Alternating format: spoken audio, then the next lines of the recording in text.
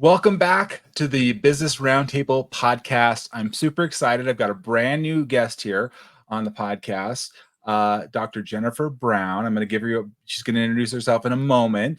But Dr. Jennifer Brown and I have met. We had a common connection in Cal Poly Pomona, where I went to school, and she served in a leadership role, and I'll let her talk more about that.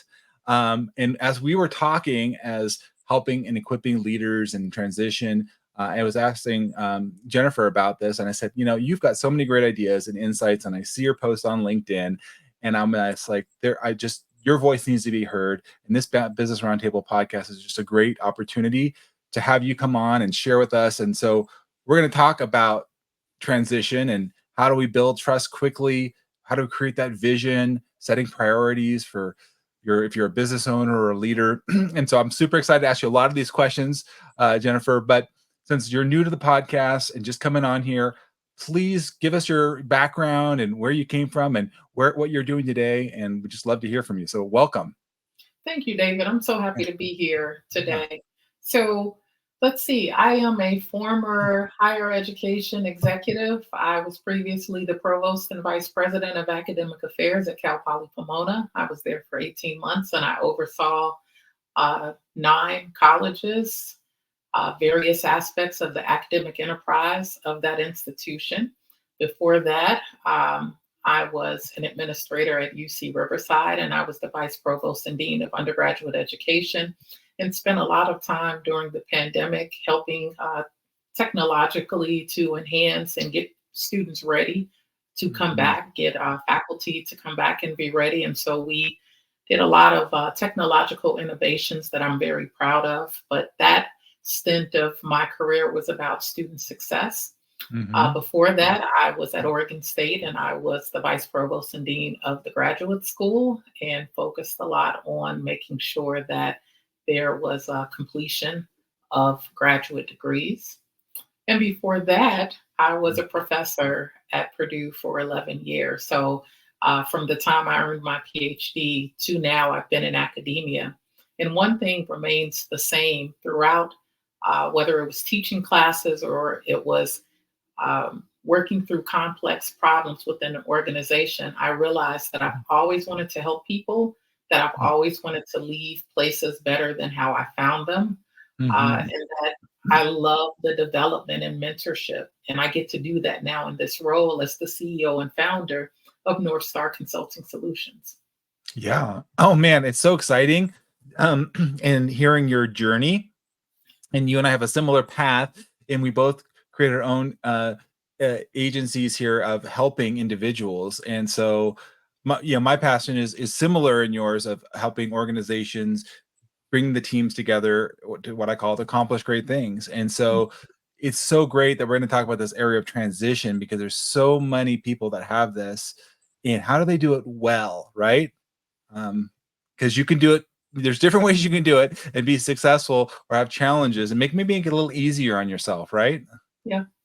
Yeah. And for those of you that haven't found Jennifer, look up Dr. Jennifer Brown on LinkedIn. She's great, North Star, and I'm on there too. We're happy to connect with you. She's been so great. I reached out to her, and she's been so gracious in giving me feedback as well. And so we come here. What I love about the Business Roundtable podcast is just a way to give back and to give people an opportunity to hear from you and others on this. And so as people listen, we readily respond. So as we go through the questions and topics today, please do not hesitate to reach out and connect. So with that all said, I mean, so you've helped students, and now you're looking to help other leaders in transition. And I love your posts and what you're sharing in there, Jennifer. And so what we one of the things you and I were talking about is when you're stepping into a new role, a new position, and maybe people know you, maybe they don't know you, but you talked about why building trust quickly is important.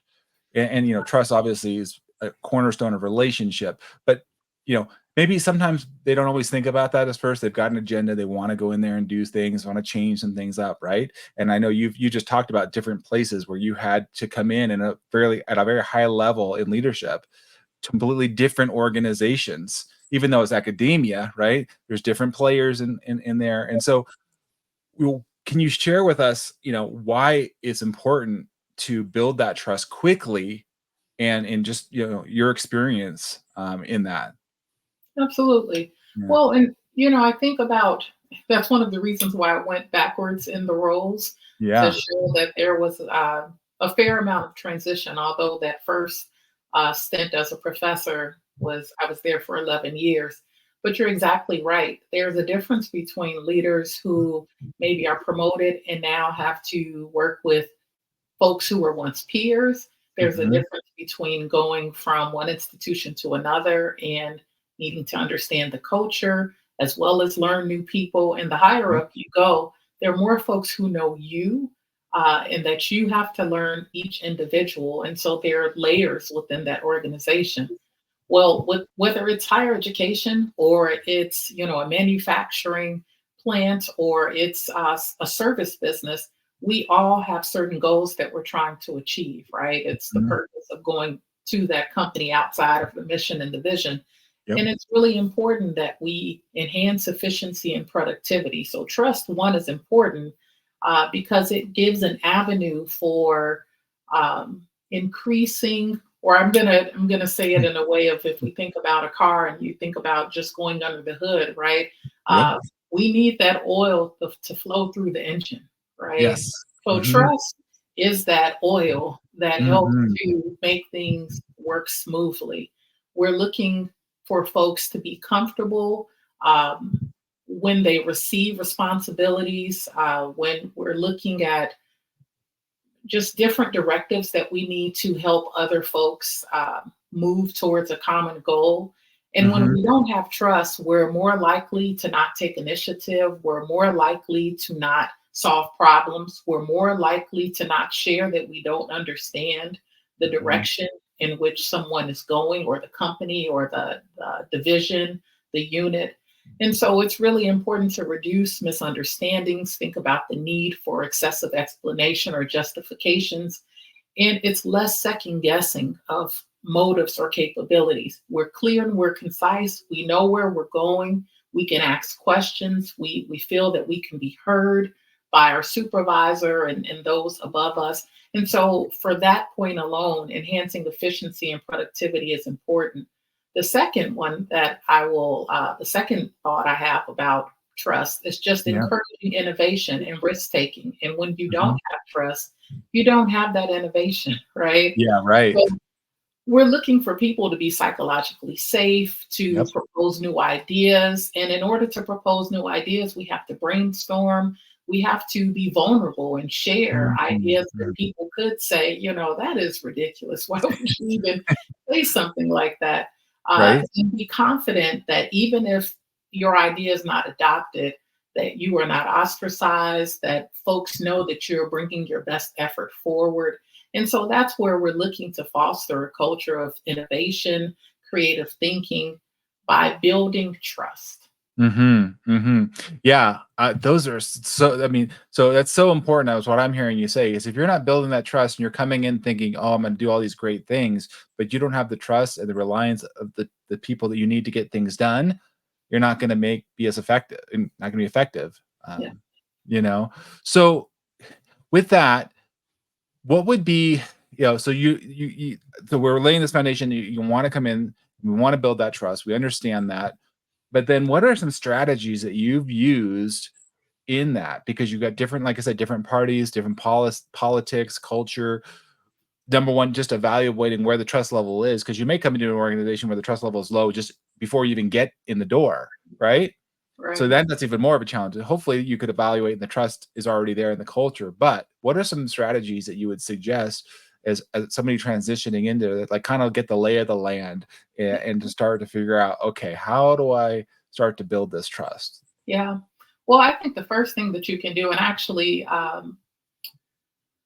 made a post about this Mm. morning, is about listening. And I think in that post I said something like, one of the most important tools that you have as a new leader is the pair of ears that you have, because you're listening and you're listening and working through nuances. So you're listening for what is being said and what is not being said. You're Mhm. listening for how people behave and react to certain situations when either you are giving a set of directives or you're watching the interpersonal dynamics play out between a particular group of people on the team. You are looking for the unwritten rules within the organization Mm, that mm. are not written down in the manual, right? Yep, yep. Um, you often look for the person when you're a new leader who comes to you first and says, "Hey, let me give you the lay of the land." Um, as wonderful as that may be, sometimes that may be the person who is looking to score favor Mhm, at times, mhm. not Yeah, always, yeah. but sometimes they're looking to Mhm. score favor. And Right. so when I'm thinking about, proactive, active listening, giving full attention to conversations, asking thoughtful follow-up questions, summarizing and reflecting back on what you've heard. You're Mhm, also thinking about how to be transparent and honest. People don't know mhm. you, you don't know them, and you're Yep, trying to engage and figure out what are the rules of engagement between you and that person, the team. And yep. so you want to what extent you can share information openly, including some Mhm, of the challenges. You want to empower people to mhm. share information. And when and if perhaps they don't share, that is again a clue as to what is going on with the culture. So there are lots of things you can do. I think you want to be consistent as a leader, right? So you want to align Mhm. your words with your actions. You want to maintain a stable mood and behavior. And I'll share with you that, as a leader, one of the things I learned from a mentor and a colleague at Oregon State was you have to go into every meeting as if it is the first meeting of the day, right? Mm. Regardless of what has happened, what has transpired, there's news that maybe you didn't know you were going to receive. There's an Right. emergency situation. Each group and each person deserves your undivided attention so that you can practice that active listening, so that you can hear what's not being said. So Mhm. there's a lot that goes into building trust, and we hope we can do it quickly, but it starts with the art of listening. One thing you said I think is important. You talked about vulnerability and being as open as you can. Sometimes I hear, especially those that are early in coming into leadership positions and or maybe earlier in their career and haven't done isn't seasoned, is they feel like maybe they have to know it all or have all the answers. And I feel like that's, a mistake or a pitfall. We'll get more a little bit into it. Okay, could you speak to that? Because encouraging those folks as they feel like I'm coming into this position, I have to know it all. People are looking at me, and I have to have all right the answers. I got to figure this out, and so I don't want to show quote unquote vulnerability. But maybe could you share like your experience in how you overcame that? Absolutely. I think there's power in knowing what you don't know. Hmm. And of course, everything is situational. So there are times where you want to be careful and thoughtful. Well, you want to be careful and thoughtful all the time, but there are times where you don't want to incite fear, so Yeah. there's a time and place for everything. But as you're getting to know your team in particular, and team could be lateral folks, Hmm. that could be people that report up to you, that could be your particular supervisor. You have to be comfortable in what you know, right? Hmm. And Yep. so I guess what I would share with folks who are going into new roles, um, take an assessment based on whatever that situation is, on what your expertise is. Hmm. Don't be afraid to bring people into a particular scenario or situation to hear from them. One thing Hmm. I would say is it's all in how you frame it. I wouldn't Hmm. go in saying, I don't know anything about that, right? Right. But Right. maybe here are the things that I do know, or here's the information that has been given to me right now.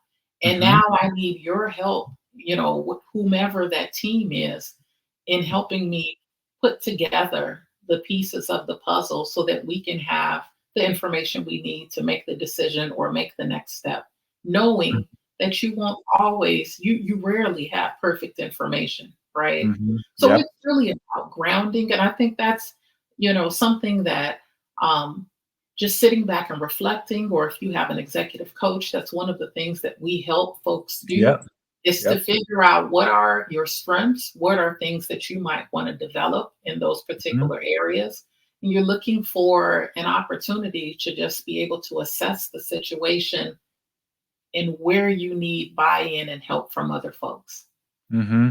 That's you're hitting on my other podcast, the Intelligent Human Leadership podcast, which is know yourself to lead yourself and your teams. But that is important. I think you're right, um, Jennifer. Sometimes people they've invested a lot in their technical skills and their know-how how to do certain things. When we're talking about people here, we're not talking about a machine or something, right? We're talking about building trust with people, human beings that are varied. And so, if like you're saying, if you're not knowing yourself well and you know your strengths or limitations, and you're not confident in those, then it's going to be harder, like you said, to build trust, because you're like, if I feel like I have to be everything, that's going to be really a big challenge, Right. right?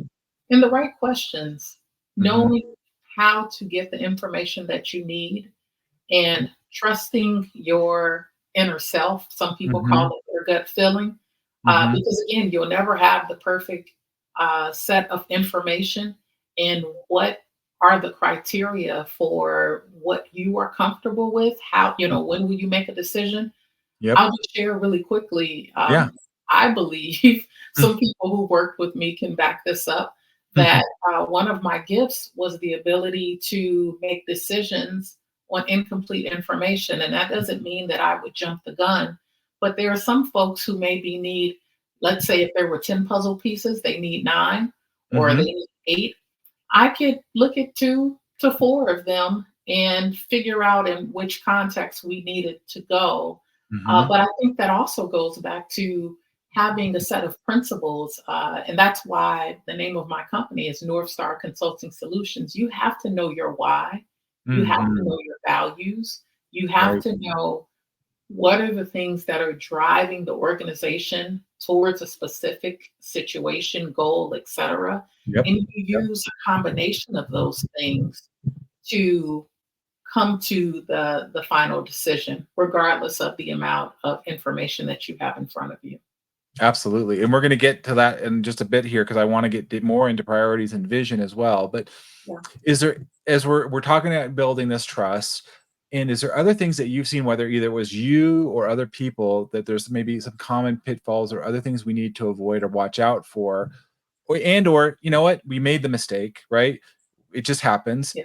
and we have a breach of trust, or at least perceived for, it's perceived that way, or take it. So how do we avoid these pitfalls if we can altogether, or if we've stumbled, how do we recover quickly to restore Yeah. that relationship? Absolutely. Well, some mistakes I think to avoid are over-promising and under-delivering, right? Hmm. So people bring information to you and I can do that, right? It's Yep. really about, again, assessing what's Hmm. in front of you, whether you have the resources to do it, whether you have the people to do it, and being honest and open about, yes, I can do that, or I can do that, but not in this timeline. And Right. here's why: I need these particular, Hmm. resources.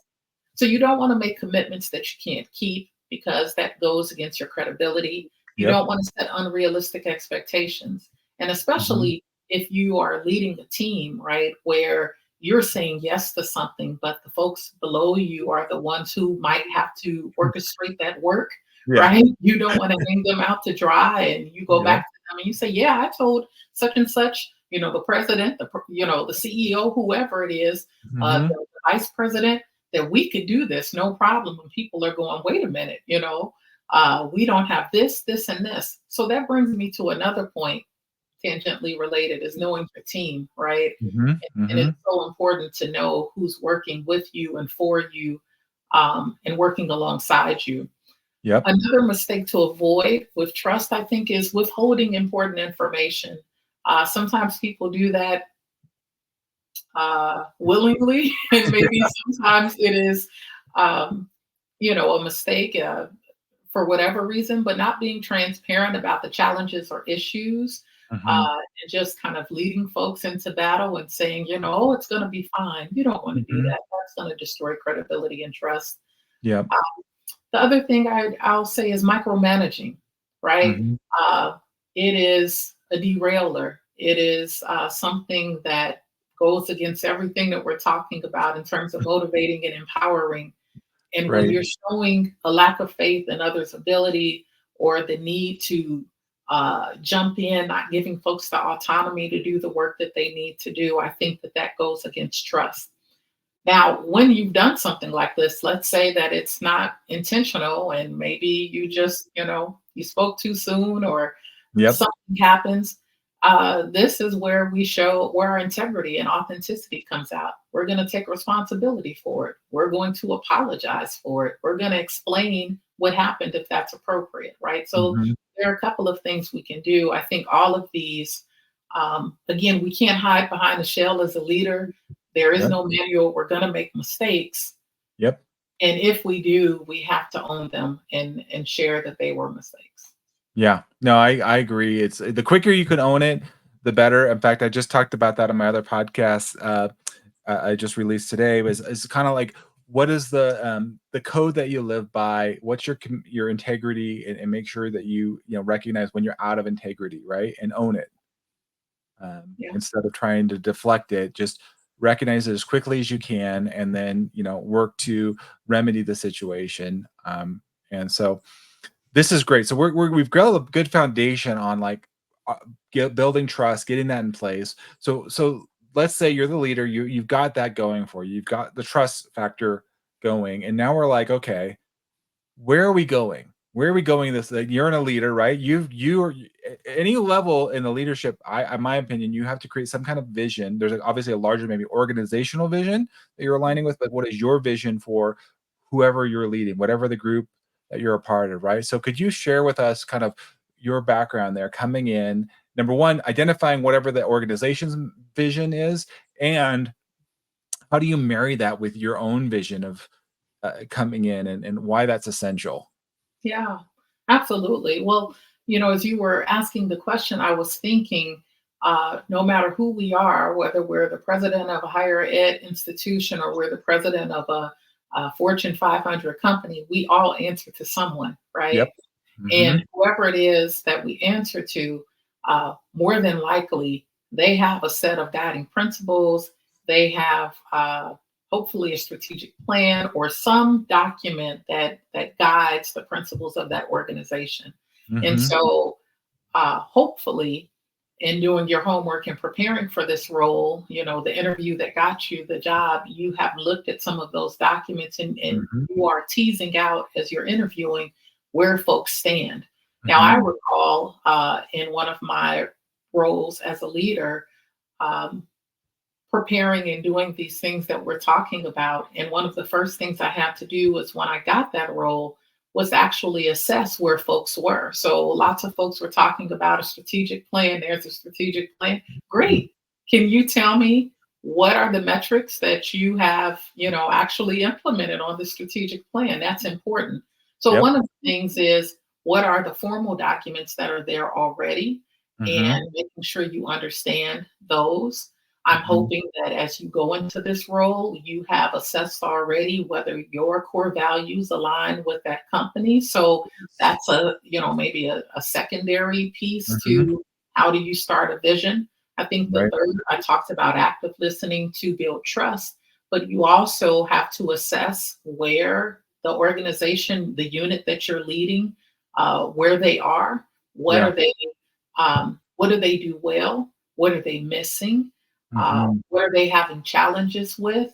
What are the things that they were so excited that you were coming because you could help them with? And you have to sometimes it's 30, 60, 90 days to assess some of those. Yes. Now, Yes. another thing you could do, I talk about listening tours, and I know sometimes those become old and stale. And so I'm going to say a spectrum. You have to do some sort of listening to understand the organization and the people.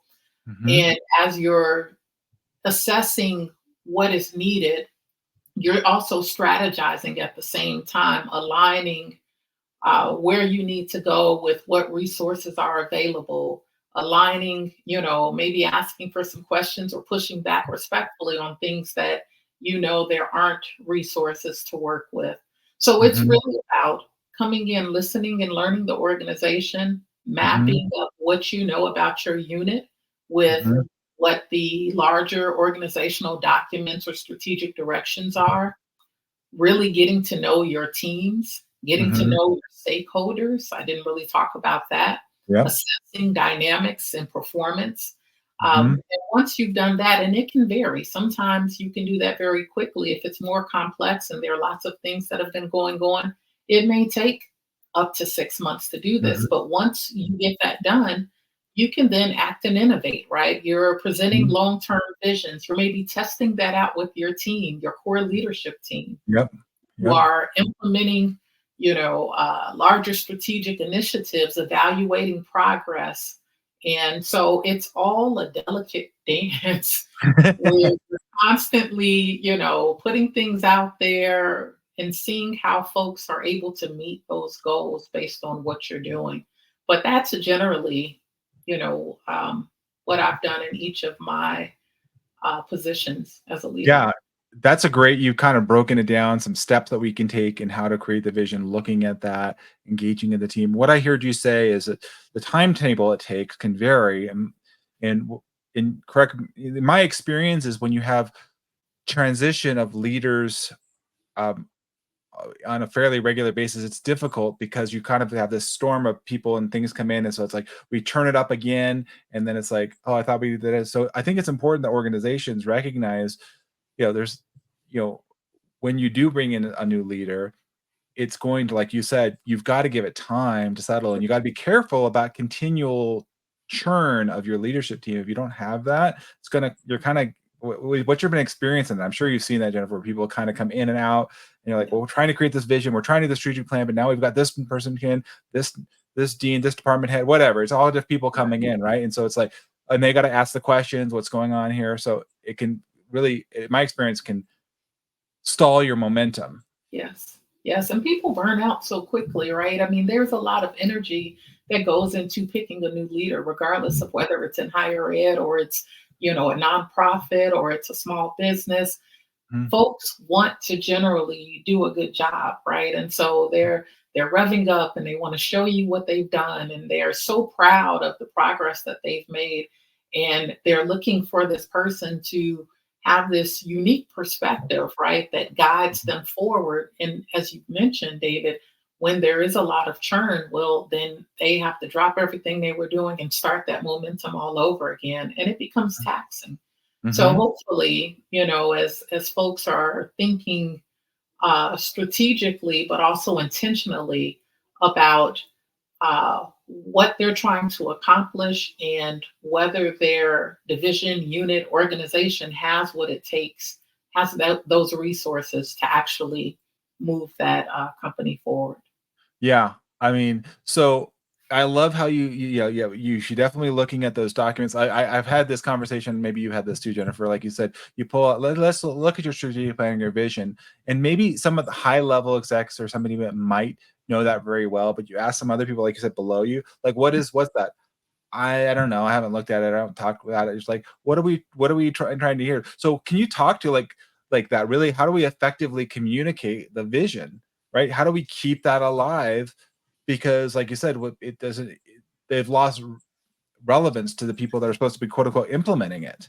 Yeah, that's a great question. So I think there are lots of different ways to do this. Sometimes you can have retreats, and I know some people roll their eyes when they hear, like, oh my gosh, another offsite, or we need to go do this. But um, there is something about coming together to either reaffirm the Hmm. goals, to talk about the strategic plan. Okay, I know that folks are doing their everyday, day to day, but let's talk about what is the bigger purpose and why Yeah. we are working, why we even exist, each of Right. our roles, right? Right. And so there's an opportunity to come together and to do some team building and to really think about what is your individual role and how does that contribute to the overall goal of the institution. I think Hmm. there's something there. Yes. Another way to do that is in team meetings, right? Hmm. As you're addressing your direct leadership team, it's important to talk about the why, which we talk about all the time, especially in change management. But I'm a firm believer that as a leader, the vulnerable and authentic self, the humanistic self, has to lead. You have to in my opinion only. You have to be in tune with your folks. And when you're able to draw out uh, the why, either for them, Hmm. uh, especially if they're your subordinates. Now, if they're your stakeholders and different team members, again, one strategy that I've used is figuring out by asking them questions directly, what is a win for them? And Mm. so maybe one of the first things that I do as a leader is I go after something that will help to benefit another unit or a unit within my unit, but Hmm. showing that I'm not out for myself or for my Hmm. unit, but that I see how all pieces of the puzzle come together, right? Hmm. So there are Hmm. different ways you can do the offsite retreat. You Yep. can you recapitulate those goals in team meetings. You can have individual one-on-one conversations Hmm. where you are drawing out what's important to the individual employee and then tying that to the goal. So there are many ways to do this. Yeah, no, I agree, Jennifer. I think we want to be. One way I remember we did this at my previous one of the previous companies I worked with. We were down here in Southern California. Our main office was up in Sacramento, and so what I really appreciated was the president of the company would come down and visit our local offices. It meant a lot to me as a worker, like, oh, what's kind of the higher up vision for that. And when that person left, I lost that connection, I lost that vision, and so it was harder for me to, like, wanting to stay in an organization, and so to me, it's so important. Now, this isn't necessarily for everybody, but there's certain people in the organization who really grab on to, "Hey, what's the vision? What's this bigger picture?" And I've actually found it, quite honestly, as I've done a lot of work with, uh, the 20 somethings, right? They're particularly attuned to this more in the marketplace than I've seen. And so Yeah. they're more apt to leave an organization if you're not being intentional with communicating that vision. Now we have all different age demographics. We talked about this in the podcast before, different things that motivate folks. But I've just noticed that. I don't know if you've seen that, but there's a hunger a little bit more. Yeah. Uh, yeah, right? Yeah. Well, and I've seen it in different facets. One of Mhm, the things that I thought about as you were saying that was just, I'm a parent. I'm a single mhm, mom of a 13-year-old young lady. And mhm, I talk a lot to her about the why. In fact, she is a dual immersion student. She's going to be a freshman in high school. And she has been taking dual immersion Spanish, where she reads, writes, speaks Spanish fluently since first grade. Well, during the pandemic, she said, this is hard. And she gave me a mm. little attitude. And she even said, you don't speak Spanish. You don't know how hard this is. And I kind of shared with her, here's the end goal. Here's what I'm trying to get you towards. Mhm. Here's how I think it's going to broaden your future. And she, of course, technically mom made the decision, but it was great to have her buy-in where she Yeah. goes, oh, I see from A to B where we're trying to go. And yes, mom. And so when it got tough, she was able to hang in there. And, she's now going for her seal of biliteracy.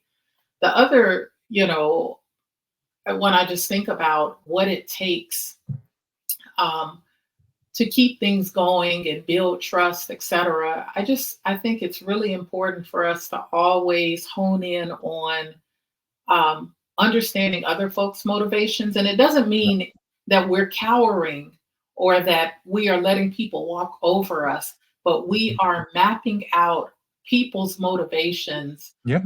and not in a manipulative way, but in Right. a way that is humanistic and brings out the Mhm. best in each of the folks that we work with, right? So Yep. there's always an opportunity for us to think about what's the why, how do I take what I know is important to one person and map that on to the goals of another, Yep. listening for feedback, helping them prepare you for potential arguments that you need to make up the chain or Yep. sideways.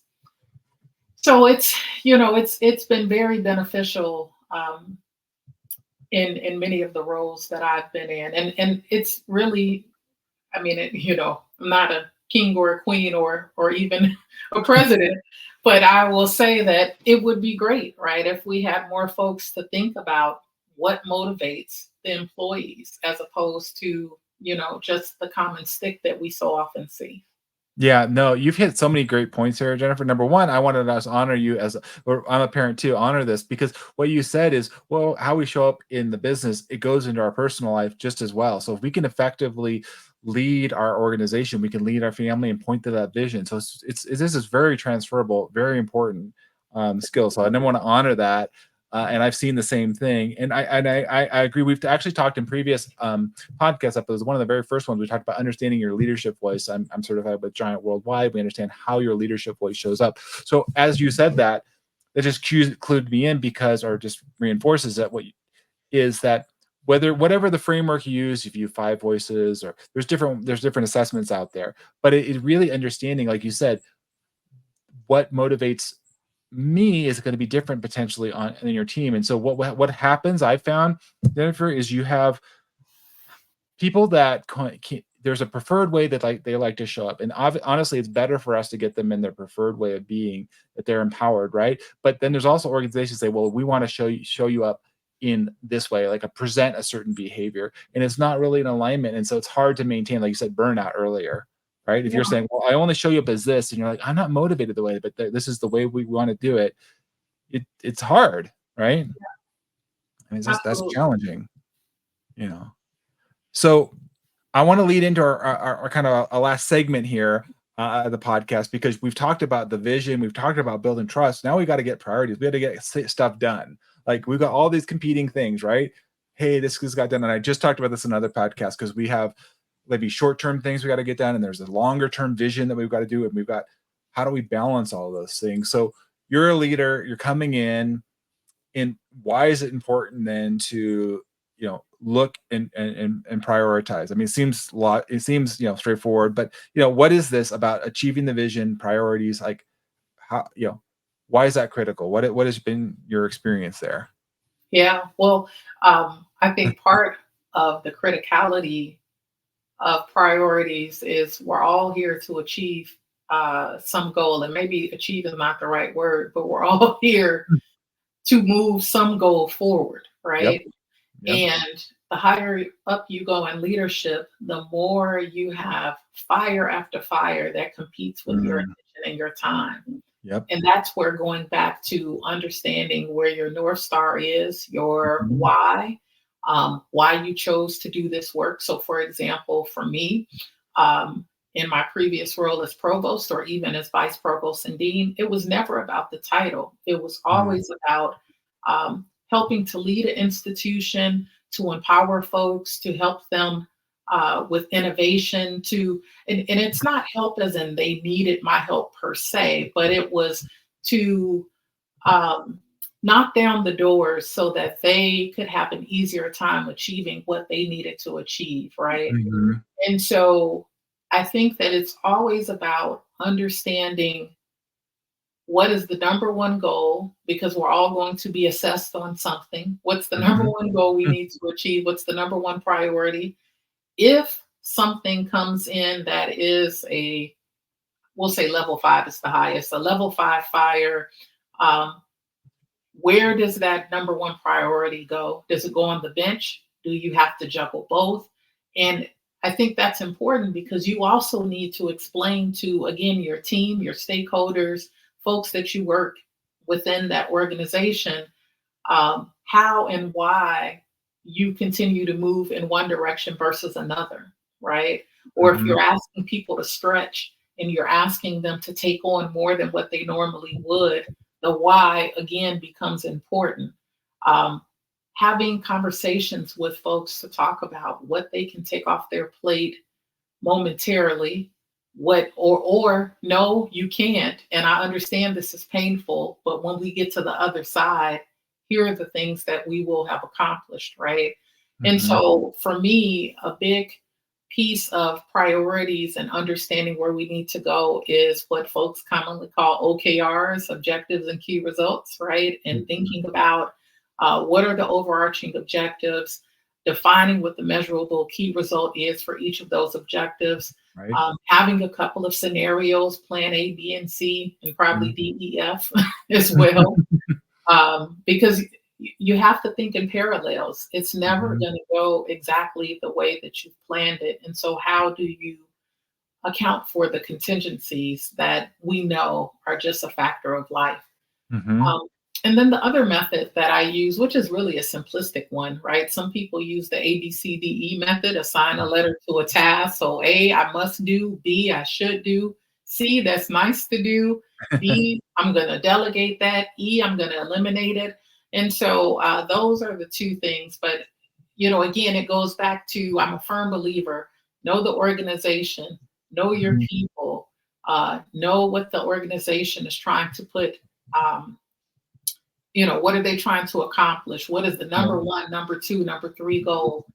Having conversations with your supervisor, your stakeholders, and your team when things start to, I don't want to say derail, as in, Mhm. they just have gone kaputs, but more when there are other inputs that come into the equation. You have to keep people updated and help them understand and know what's happening.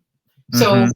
prioritization is important because, again, it's just a matter of life that there are going to be other variables that compete, get in the way, spring up, become Right. fire, and we ultimately have to continue some sort of momentum in knowing what to pick up, what to um, keep moving, what to drop is going to ultimately be important as a leader and to help motivate your team in Mhm. times of uncertainty. Right. And you talked about this earlier in communication or sharing new information, because that new information, if you can't assume maybe everyone understands that. So if there's new information that's come to light, right? And or either you have it or somebody else has it, having a two-way dialogue, right? Of like, well, I didn't understand that the deliverable got pushed off 2 weeks. So then why are you working so hard on that deliverable? And there's another thing burning. And I think sometimes people don't always understand. This is where a leader needs to come in, right? And help the team, because Yeah. there's new information that comes to light. So what have you done there where, that has happened with your team, where like there's been new information, or there's, some things come in, and so then the priority does need how have you done that? So where the priority has been shifted, an example of like this in your experience of, especially for, I'd like to hear, because you have some big initiatives. I'm sure when you're working in academia, you got some big ones, and those are so far out there sometimes. It's like, when do we take action on, there's new information here, so we should work on this, and then when to back off. What's kind of that for you? Yeah. Well, I one particular item comes to mind that was recent where there was an initiative. We got some new information. It changed the landscape of the project.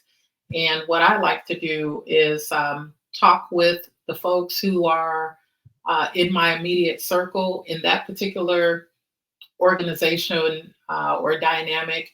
You had um, a provost, an associate provost, or some people will call it a provost and a vice provost.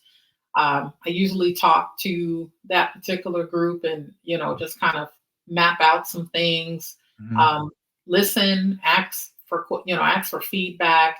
How are certain people going to absorb the information? Mhm. And once I have a good, you know, once I have a good feel for some key pushback or even, yeah, that sounds good, I usually like to call an all hands meeting with my Mhm. direct leadership team. And Mhm. this is where I share, here are the developments. Here, let me remind you where we were going. Here's why we were going there. Here are Right. the developments that have occurred.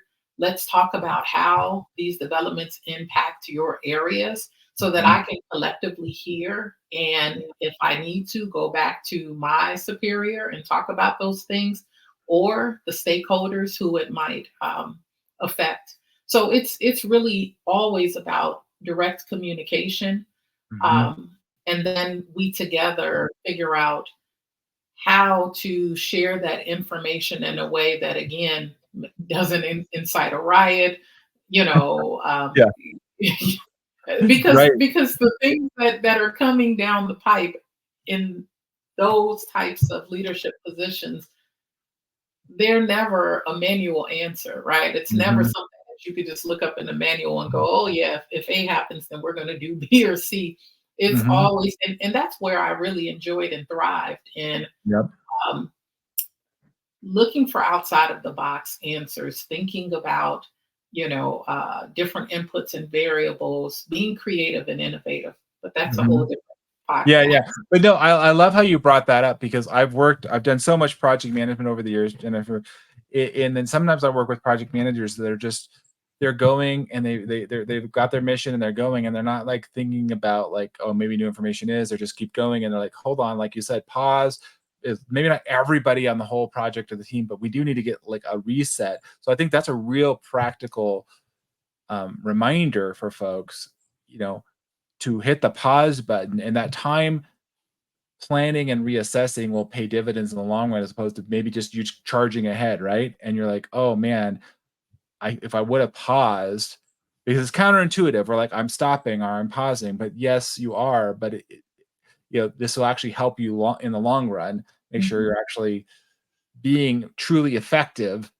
Sometimes we're focused on efficiencies. I mean, being efficient, I'm moving forward, but efficient for what? Yeah, and how can you be efficient if all of your employees are broke down?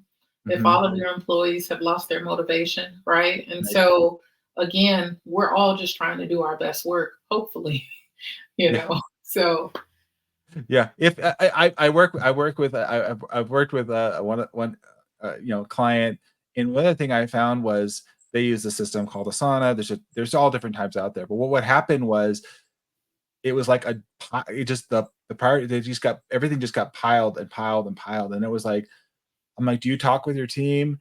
Kind of, but not really, and so there was a lot of burnout or frustration, or like I don't know what the priority is because they're all like due today.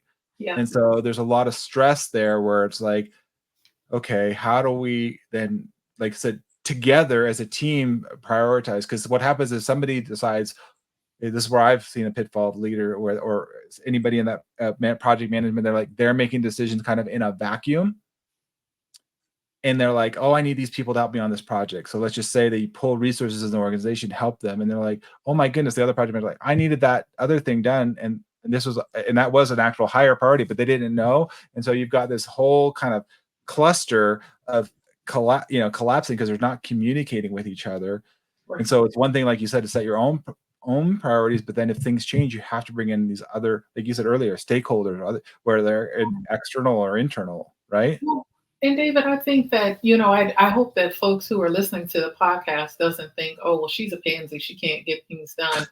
You know, I I have a very high threshold for wanting to get things done and Yep. for achievement, but my philosophy is based on um, thinking about the human, right? Mhm. Humanistic and authentic leadership, thinking about what motivates folks. If you think about Herzberg's theory of motivating and hygiene factors, right? And the hygiene factors are just baseline things that people need in their organizations in order Yep. to not be dissatisfied. It doesn't mean that they become satisfied, it just sets the baseline.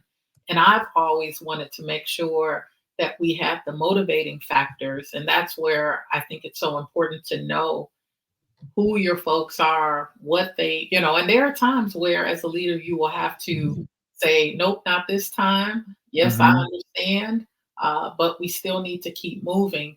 But if they know that you are one to listen and that you hear them and that you do consider, even if the answer is not in their favor, they're Yep. more likely to continue um, to really put themselves full steam ahead into the organization. And I think that's what we all want.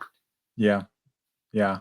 No, it comes across absolutely, Jennifer. I mean, all of you have accomplished, and I can see that you're a woman that is passionate about getting things done, and Yeah. moving people forward. Absolutely. And so, no, these are things we've learned, you both and I, and I think we want to hear people to hear this, that by slowing down a little bit and addressing this and planning, you're going to actually achieve more. And so, like you heard you say, you're helping, leaving people better off than when you came in and found them. And so you're an empowered leader. That's what you and I are, but that's what brings us together. We want to help people be empowered, be liberated in the way that they're serving others. And so this has just been a great conversation.